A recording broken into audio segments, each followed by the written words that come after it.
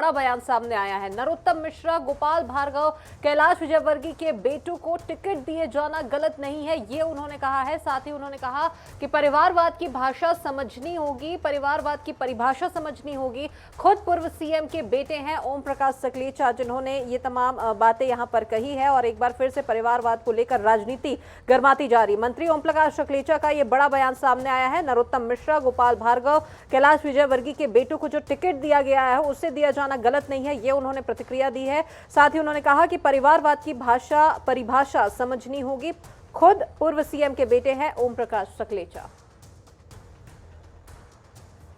चलिए, इसी मामले पर और भी ज्यादा जानकारी के लिए विशेष संवाददाता अनुराग मालवी हमारे साथ में जुड़ चुके हैं। अनुराग, जानना चाहेंगे आपसे, एक बार फिर से परिवारवाद को लेकर कहीं ना कहीं राजनीति गर्माती जा रही, बीजेपी कांग्रेस एक बार फिर से आमने सामने।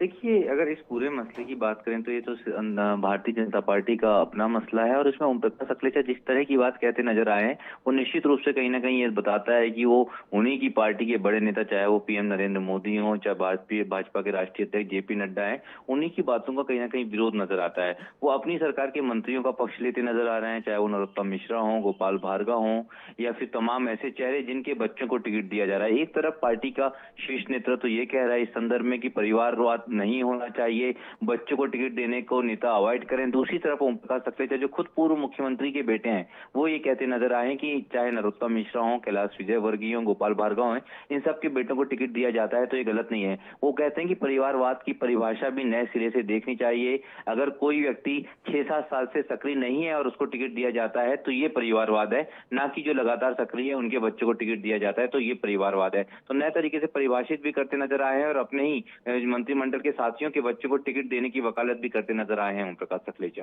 चलिए, बिल्कुल, तमाम जानकारी के लिए बहुत शुक्रिया अनुराग आपका। तो यहाँ पर एक बार फिर से जिस प्रकार से ये प्रतिक्रिया निकलकर सामने आई है परिवारवाद को लेकर, मंत्री ओम प्रकाश सकलेचा ने ये जो बड़ा बयान दिया है अपने आप में ये कई इशारे कर रहा है।